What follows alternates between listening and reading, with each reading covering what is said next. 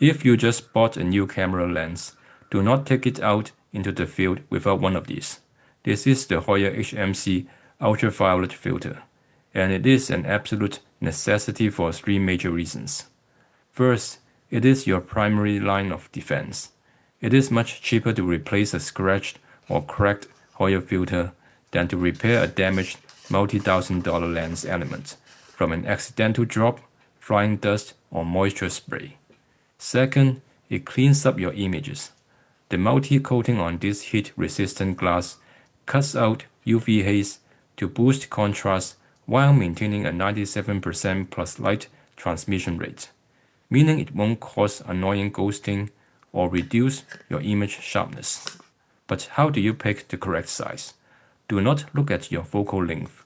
Instead, look right at the front or side of your lens barrel for this specific geometric symbol. The number right next to it, like 77mm, is the exact thread size you need to buy. With its ultra-thin profile that prevents corner vignetting on wide lenses, the Hoya HMC UV is a perfect set-it-and-forget-it upgrade. Highly recommended.